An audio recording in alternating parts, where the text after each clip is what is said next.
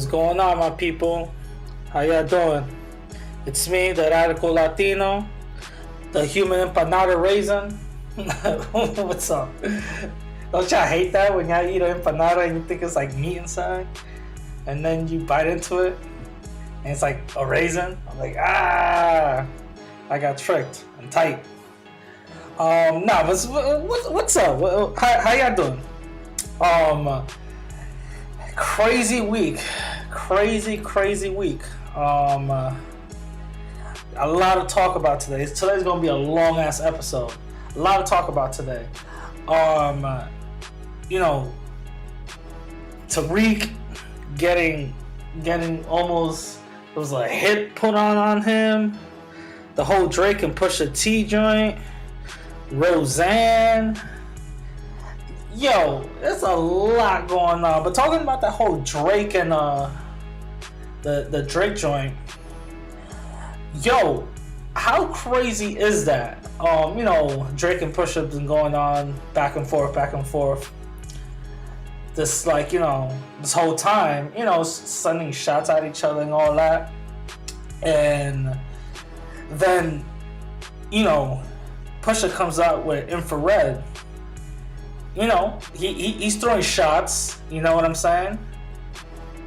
Then Drake, the Canadian the Canadian savior, comes and hits Push with a response. First of all, before anything else, Push, there was some controversy about Push's album because his album was I think Whitney Houston's bathroom or LA home. I don't know. It was something crazy where Kanye he paid something close to $85,000 to just get the rights to it was some crazy shit like that. But Drake response to Push's infrared, fire. You know what I'm saying? It was fire. He basically said, he was basically saying, okay, I don't write my own shit, blah blah blah. How many times are you gonna say something like that? Because at this point, it's it's what you can't really use that against Drake. Hip hop has changed. I'm telling y'all. I remember when back in the day, if you were even rumored to have a writer, you were looked down upon. You wasn't respected. You know what I'm saying? You weren't looked at as a MC.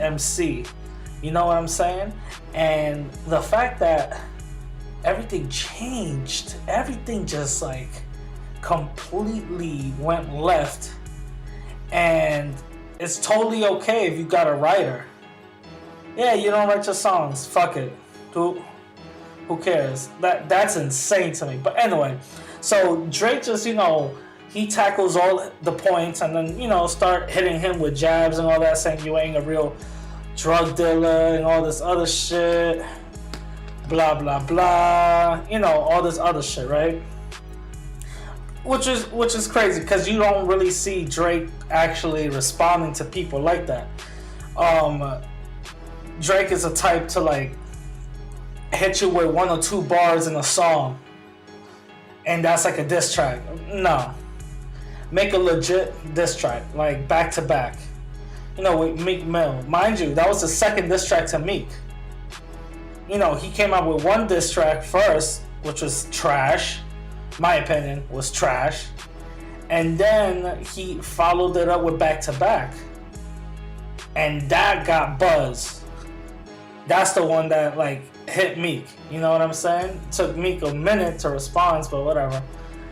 So within maybe days, Pusha comes out with the story of Adidon, and that basically was a ether to Drake.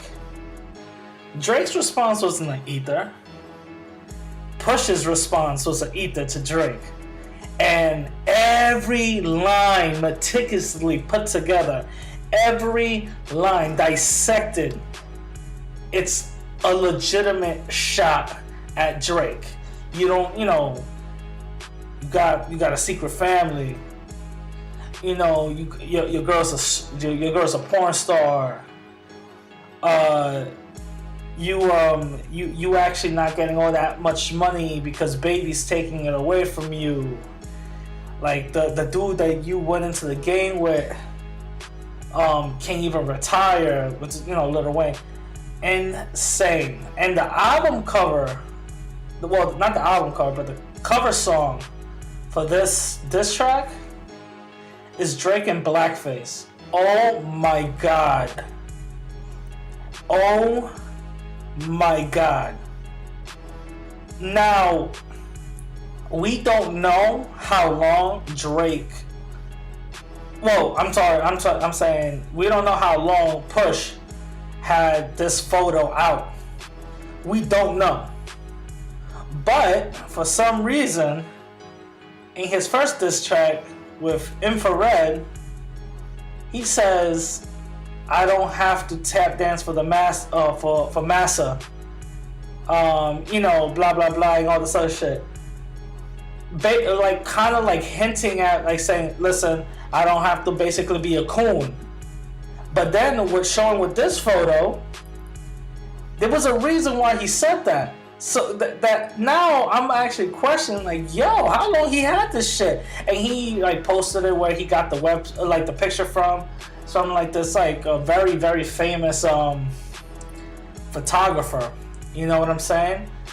Very famous photographer. And the thing is, Drake took this photo a long time ago. There's two photos of him. The one Push put out. You know what I'm saying? And the other one of Drake just, with his eyes closed or whatever.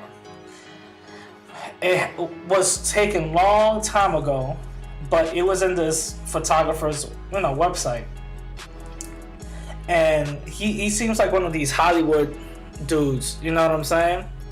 And I'm not trying to put my conspiracy hat on. I'm not trying to, get all Illuminati or whatever. But if you're going to take a photo like that, right? Mind you, if you look at this website, you see a bunch of artistic photos, but some people are naked, and some people are not or whatever. But if you look at the website, the guy's the photographer, his experience and all the photos that he's taken, but the only one that stands out is Drake with blackface on. And it was really weird. Because the photographer said he put out a statement saying that it was, Drake's idea to do it. And Drake put out an official statement saying that it was my idea to do it because, I wanted to shine light on how black men in high positions of power and entertainment are basically looked at or, used and stuff like that. Good message. But this is where I raise the question. I'm not trying to put my conspiracy hat on. I'm not trying to put my tinfoil hat. But check this out. Out of all those pictures, Drake's is the only one that stands out. Seems to me that I don't think it was Drake's idea. Drake is not that deep. He's not that clever. Drake has never, ever spoken out about the ills of the black community. Never has spoken out about the biggest constant racism coming from Canada. And you guys don't get it confused. There's a lot of racism in Canada. Racism is just not allocated in the southern part of America. No, white supremacy is all over. But he has never spoken out about stuff like that. And for him to take a photo and put it under the guise as it being deep, I call bullshit. I don't believe that. I think that he got paid. Once again, it's all conspiracy. I'm not saying it's a fact. This is just me putting two and two together. You know what I'm saying? I think he got paid. Hey, put this blackface on. This and that with the Jim Crow hoodie. My man had a Jim Crow hoodie, B. Jim Crow hoodie. and take these 2 photos. My man was bucking, and all that. And I think that he did it. Well, the dominant society did it as a way to like make fun of him behind his back, like behind closed doors. You know what I'm saying? Hey, look, he's like the top selling hip hop artist right now. He's actually a coon, Look, we give him money, he could do whatever. You know what I'm saying? So that's what I think.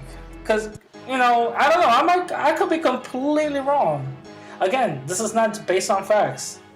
It's just me trying to put 2 and 2 together. Just me, my little conspiracy hat on. All right. Like this is just me putting 2 together.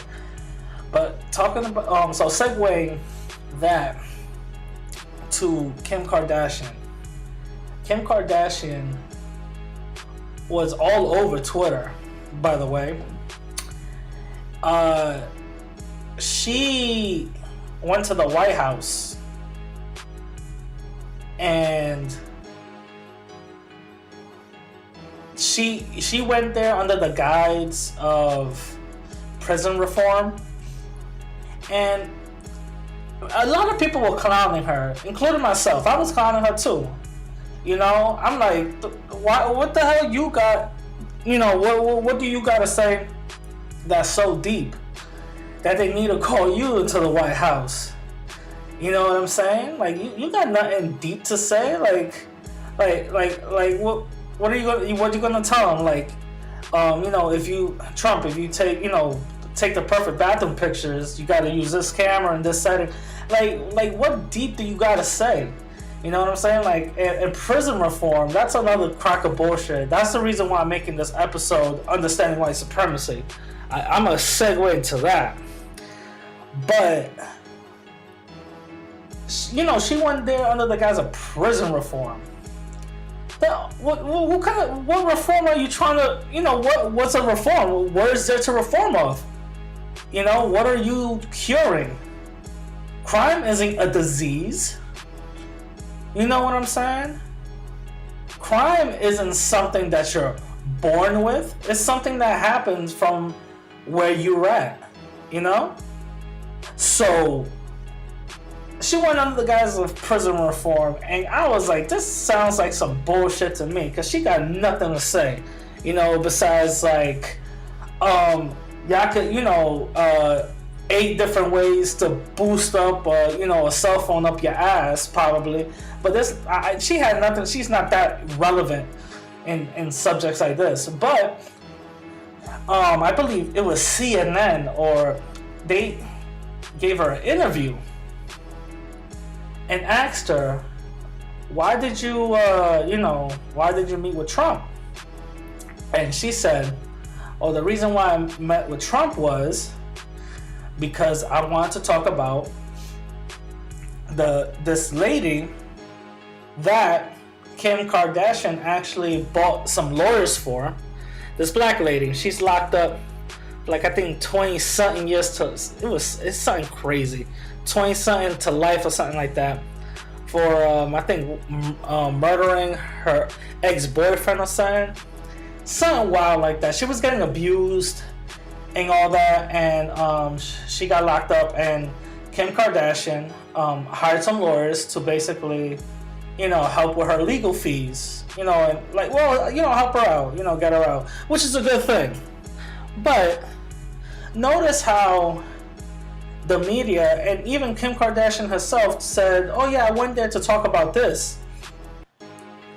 Never once said, hey, why don't you pardon her? Never once said, listen, you pardoning all these, white supremacists and suspected white supremacists left and right, left and right, left and right, left and right. Pardon this black woman that was abused. Pardon her. No, it was about prison reform. You know what I'm saying? You see how everything changes? Because Trump, right after that, pardons that racist ass Indian dude. I forgot his name. My man's saying some foul shit. But he pardoned him. You know what I'm saying? So that's what he pardoned him. And remember the dude, I made a mistake on my first episode. I said Texas. I should have said Arizona. Somebody corrected me on that. But the Arizona guy, he got pardoned. You know what I'm saying? He got pardoned. Trump doesn't pardon no black person.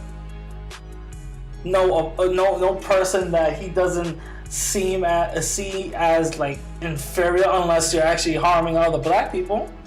He's not gonna pardon you for what? He believes in what he believes. You know what I'm saying? And I'm being very careful in what I said. But he ain't gonna do that. He pardoned Jack Johnson 100 years ago.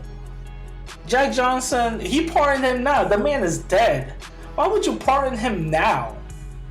You know what I'm saying? And that's what white supremacists like to do. I'm not calling Trump a white supremacist, by the way. Let's get that 100% clear. But white supremacists in positions of power, what they like to do is pardon black people who suffered injustice 60, 80, 100 years later, after their legacy has been drugged all throughout the mud, and they're not even here to see that pardon. They died with a stigma, you know? So that's what they like to do, you know? And that's what they did to that kid. I forgot his name. The first kid that was the first kid, it was like a 14-year-old black kid who was sentenced to death.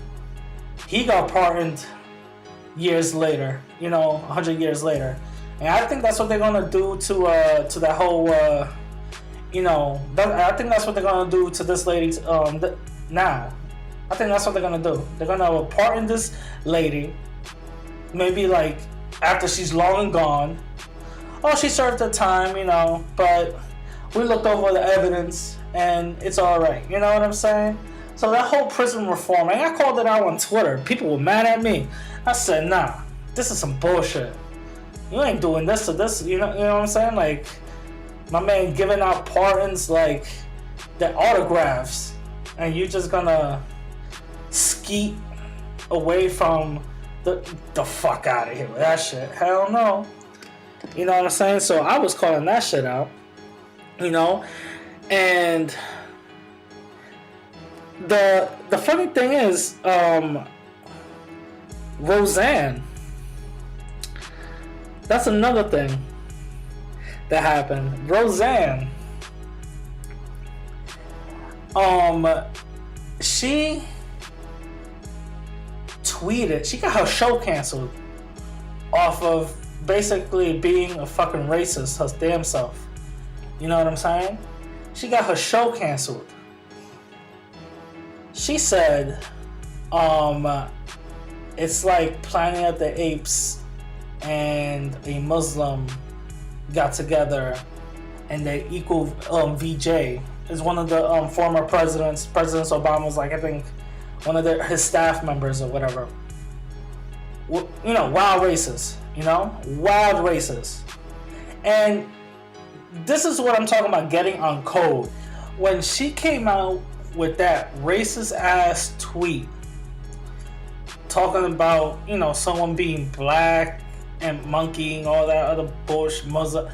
Listen, that was wild racist, and everybody knew it. But this is the thing about getting on code. When she brought out that tweet, everybody right after her show got canceled started caping for her. Everybody started caping for her. Everybody. Jimmy Kimmel, suspected white supremacist Alex Jones. I think he is. I'm gonna say suspected because I need a little bit more evidence, but I'm gonna suspect him as being a white supremacist. But anyway, so you got all these people getting on code defending for her, saying that, Yeah, what she said was racist. But whenever you hear that word "but" after something else, get on high alert with this person. They don't have my best interests at heart. You know what I'm saying? So, Jimmy Kimmel came out, caping for her. Big sign. Alex Jones, the same thing. Alex Jones took a different approach. This dude, he said, well, I don't know what. Well, I can't even do the voice. Well, hold on, let me see if I can try it. Well, what you guys gotta understand is that everybody's seen us monkeys. Everybody's seen us monkeys. That was a fucked up Alex Jones impression, but yeah, he said that everybody is seen as monkeys, and it's not racist. Everybody's seen as monkeys, and this clip. My man is with his shirt off. He got clips of him with his shirt off saying, look, I'm seen as a monkey too. Fuck out of here. She was wild racist with that tweet. Everybody started caping for her after her show got canceled. And Tariq Nasheed taught us very well that, listen, white supremacists, they don't get fired. They only get transferred. So her show got canceled.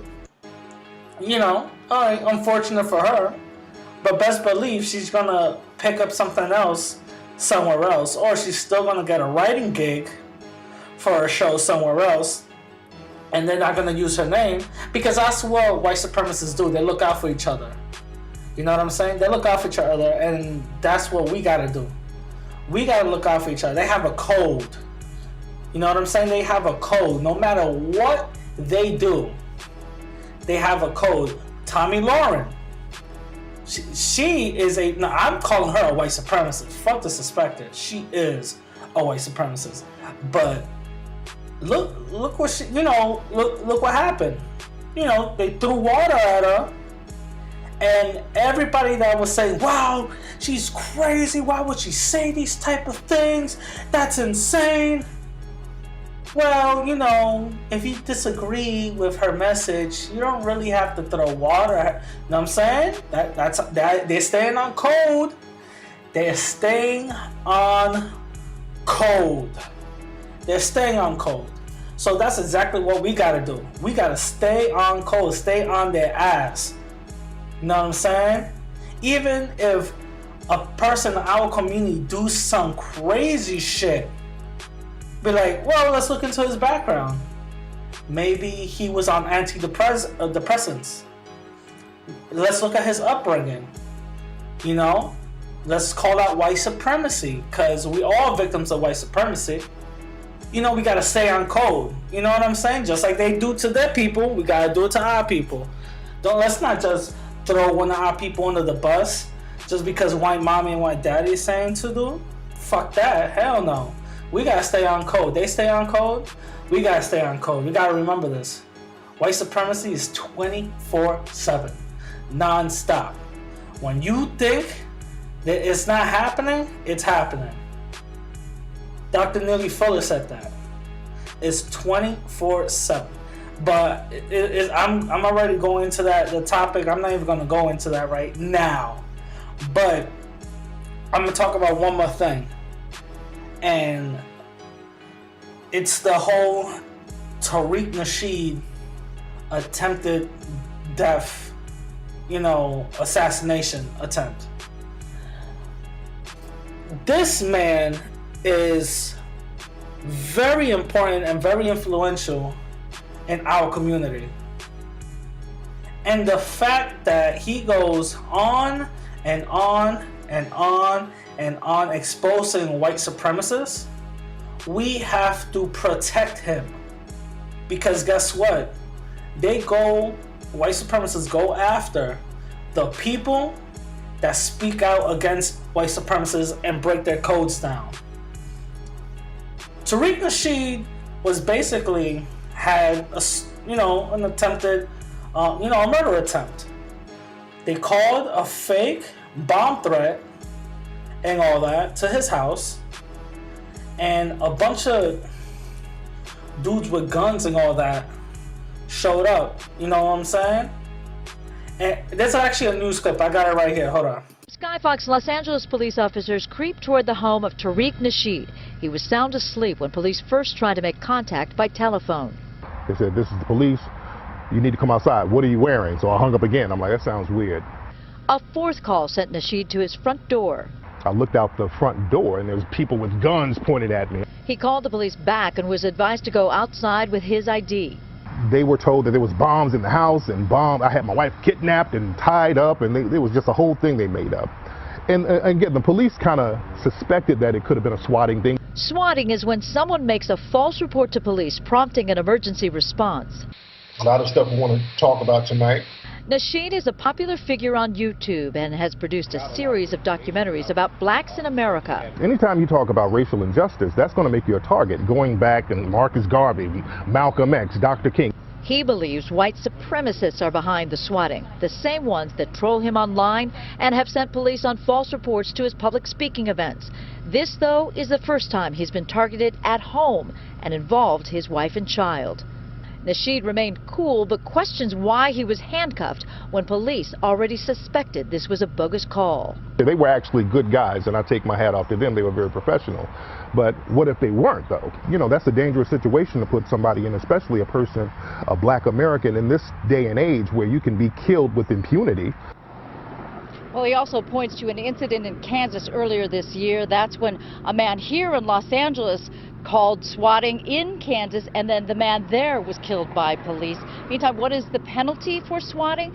It's a minor one, basically making a false report to police.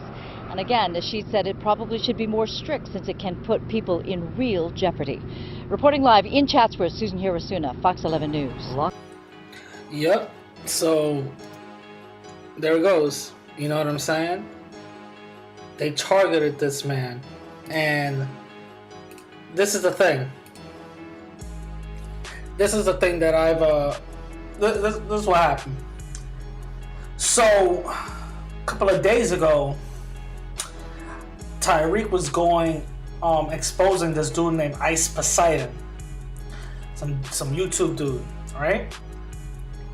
Exposing this guy on him using the N-word and all that.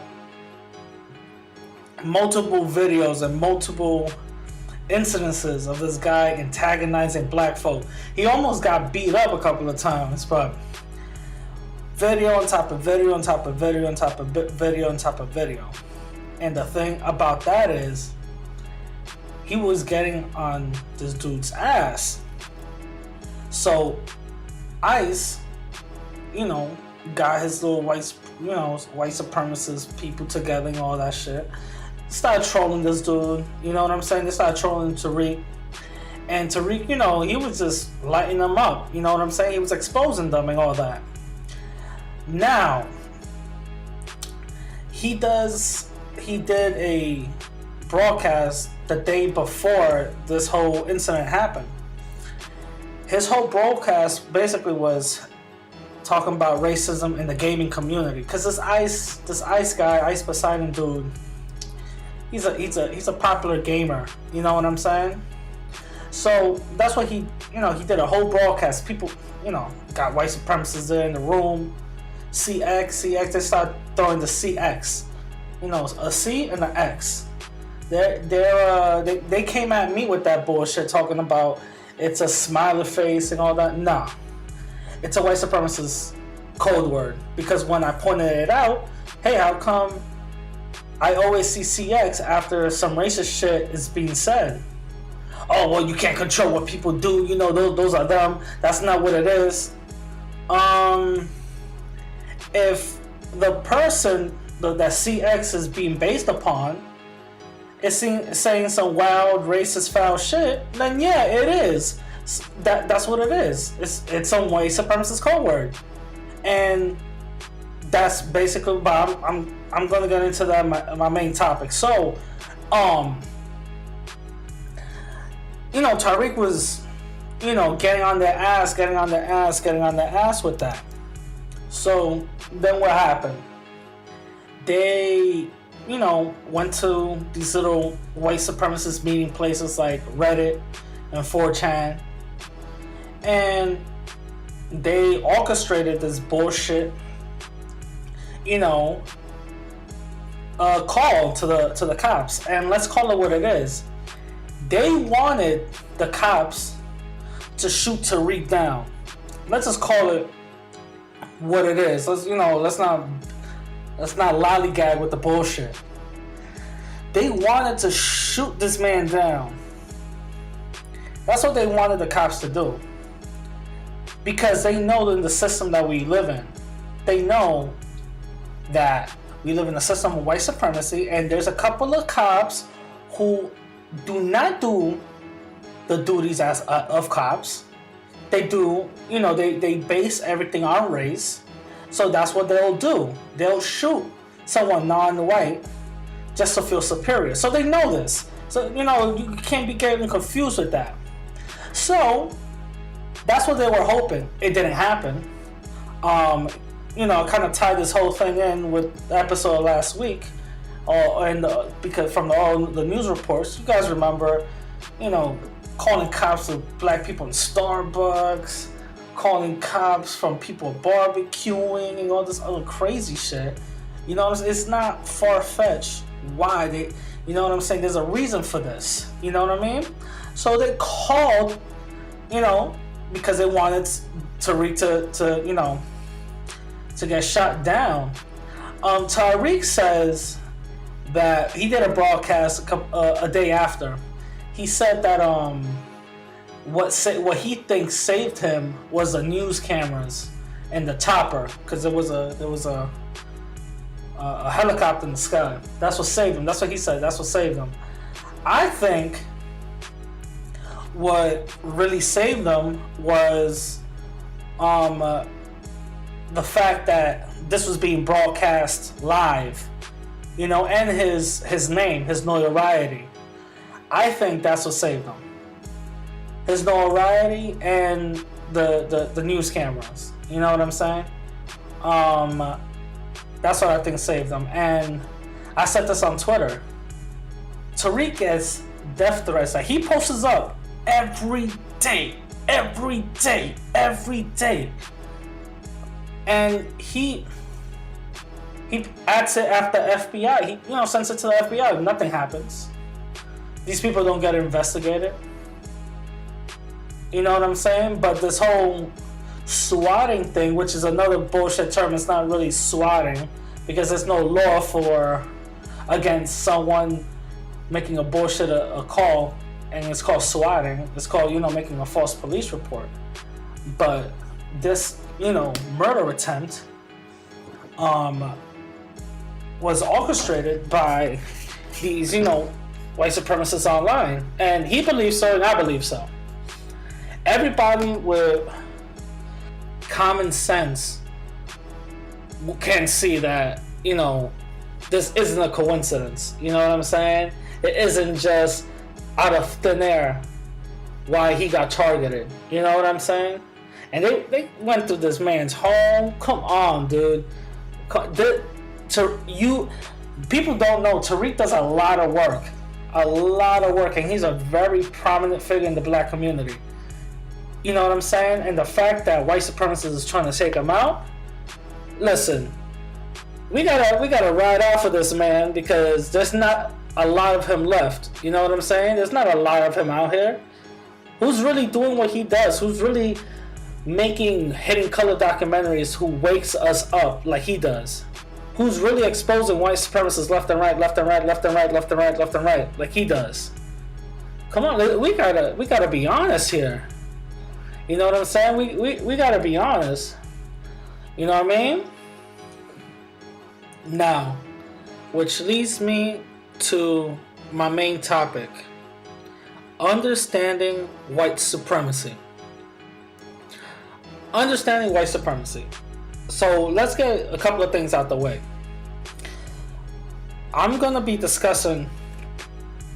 This is gonna be a part one. There's a reason why I put part one, because the concept of white supremacy is so deep and so long. This shit will become a 3-hour podcast. You know what I'm saying? But I'm gonna break it down in increments: part 1, part 2, and part 3. You know what I'm saying? But understanding white supremacy. When I say white supremacist, I'm not calling all white people white supremacists whatsoever.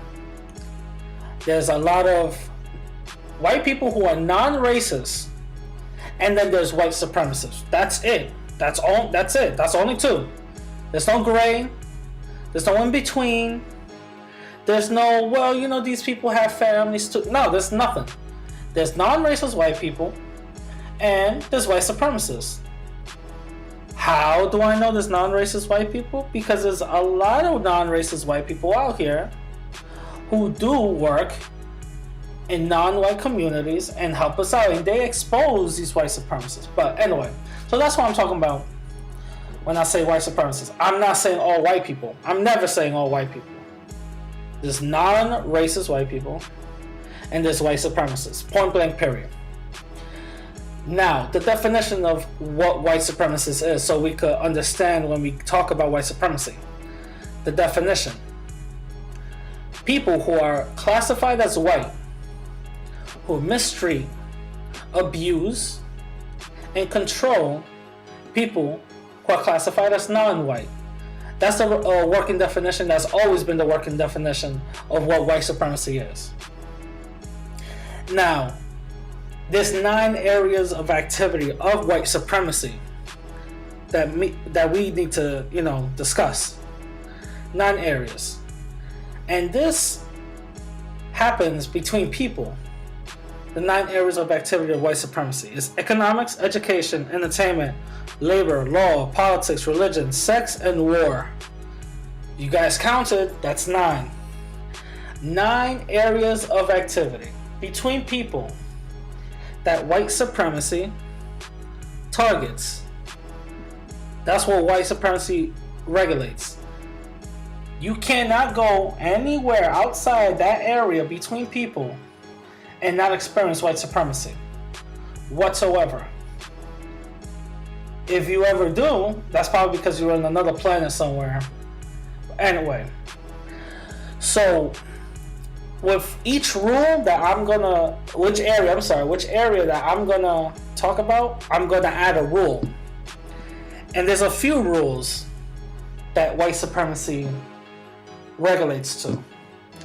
A couple of rules, Rule number 1 is stay on code. We're going back to the whole Roseanne thing. Staying on code. These people were staying on code on, protecting her. Same thing to Ice Poseidon. They were staying on code, calling, these bogus calls at Tariq's house. They were staying on code. And that's rule number 1. Staying on code. And they call out little things here and there that will let other white supremacists know, hey, listen, I'm one of your brothers. I don't have to tell you, you don't have to have a discussion about it. I'll send you this little code word, and you already know what it is. I'm your brother. Like CX, that's a code word. The white power symbol, the OK symbol, that's another code word. If you guys disagree with me with the OK symbol being a code word, Richard Spencer, he acknowledged that that's what it was. 1488, that's another code word. 14 means the 14, words to preserve the white race, blah, blah, blah. 88, H, the 8th letter of the alphabet. Hail Hitler, you know what I'm saying? So, these are like small little code words white supremacists send to each other. Saying cuck. You know what I'm saying? Saying that to each other. That's another code word. And that's rule number 1. Well, actually, it's not a rule. I'm gonna take that back. It's not a rule. It's just something that they do. You know what I'm saying? So, rule number 1, actually, that's what I'm gonna get at. Rule number 1 is keeping people confused of what racism, white supremacy is. You cannot combat a systematic system like white supremacy if you're confused. So what they'll do is interject little stupid ass words like intersectionality into the mix. they'll say, oh, wait, that's not racist. Oppressed people could oppress other groups of people. You know what I'm saying? People keeping someone confused of what white supremacy is. That's not racist. We're not racist. Well, you know, there's a black guy right there. You know, he's working. He earns more than I do. You know, just because you tokenize a couple of people and you keep them there as beacons of hope doesn't mean anything when you can regulate the masses of poor black people. You know what I'm saying? These two prominent black people, I'm just giving an example, that, you know, dominant society just picks out, they will not regulate the income of black society, which goes to my first area of activity, economics. Economics, one of the areas of activity of white supremacy. When I could control a people, I could control them economically. That means they go into welfare, I could control who stays in that house if you're on welfare. My welfare people know. If they have Section 8, I could control who lives in that house because of Section 8. My Section 8 people know. This isn't something coming out of turn. Taking resources from a community that you're in is white supremacy. So when you control the way these people get money, you control their livelihood. You know what I'm saying? So that's one example of what white supremacy is. Another area of activity is education. Education. Another area of activity. If you're in a poor, disenfranchised area, you're not going to have the best schools. If I'm controlling your money, you won't have money to go to a good private school. Now, education is all based upon white supremacy. Why? Because the dominant society said, okay, you guys want to integrate into our schools, that's totally fine. But you're not going to do it when we're there. We're going to have these things called private school, charter schools. And anybody that knows anything about private or charter schools, they could attest that basically they interview the parents and interview the kid to see if they are a good fit inside their system, inside those walls. And the thing is, there's a couple of reports that came out that some schools jack up the prices for black students. You know what I'm saying? But that's just a very, minute example. They miseducate. Part of white supremacy is to miseducate you. Not keep you at a level.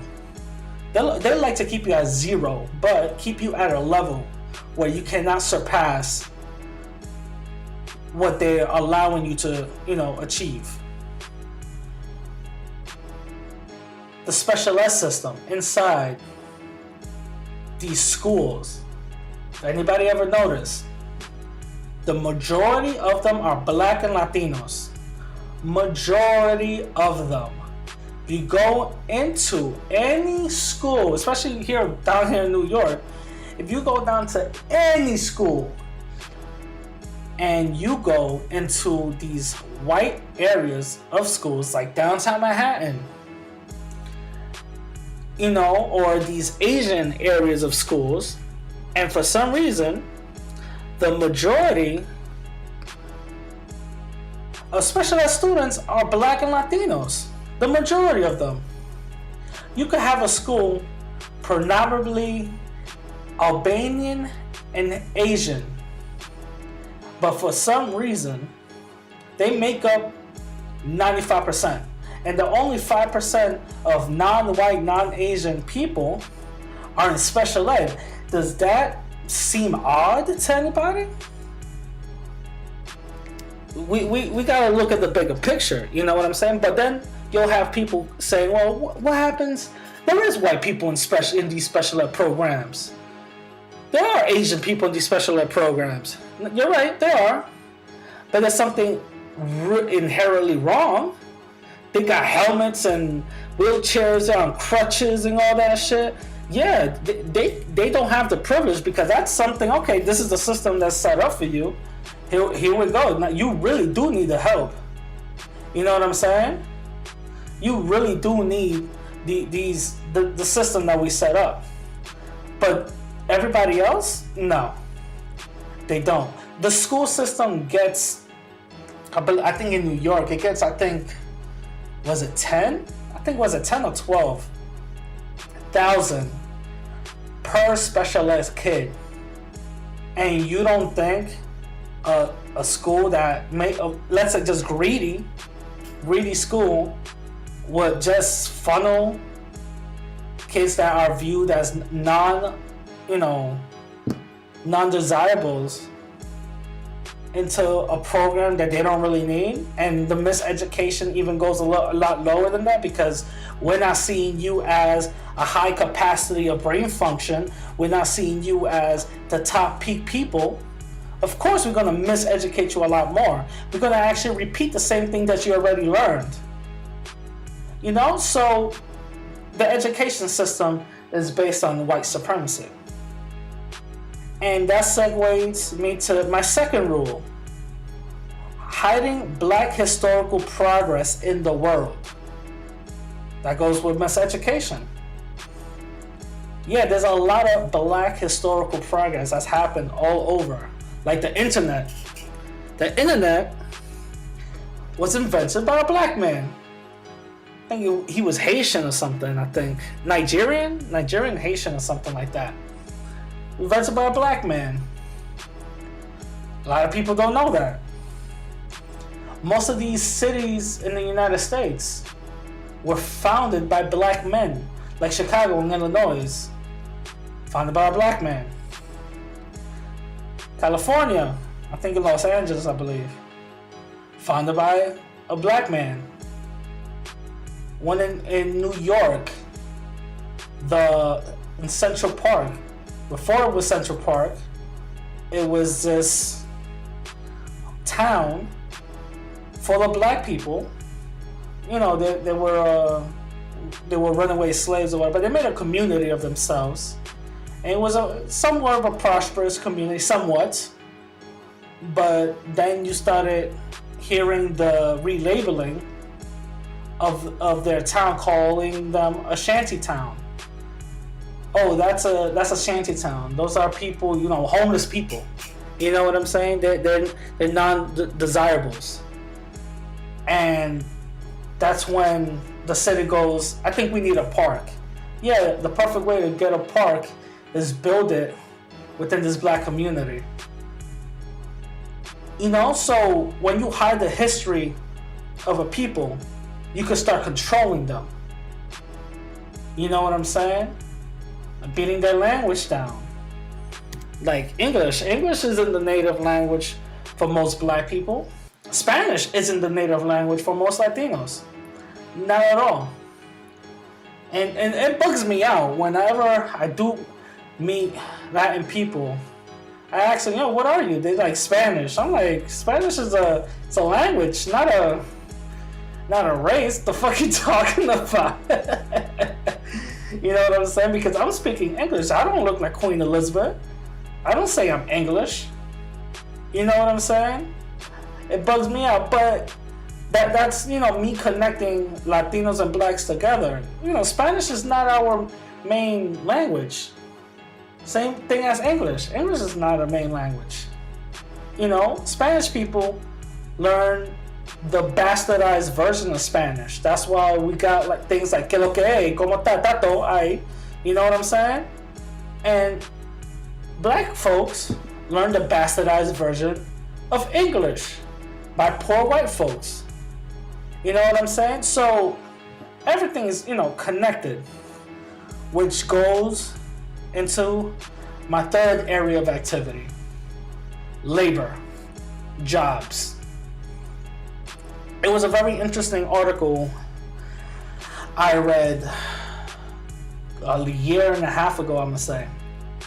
The article said that most white high school dropouts earn more than black college graduates. Yeah, you guys heard it right. White high school dropouts earn more in jobs and in everything else than black college graduates. You heard it right. This is from rollingout.com. They made this study. I believe from what I read, like within a span couple of years or whatever, but yeah. And do you think that is because they pulled themselves up from their bootstraps? Because they not sagging their pants? Or is it because we live in a system that's based on race? You know what I'm saying? There was another article that talked about anti-black hiring discrimination is still prevalent today as it was in 1989. This comes from Vox.com. This is very real. So yeah, white supremacy controls labor.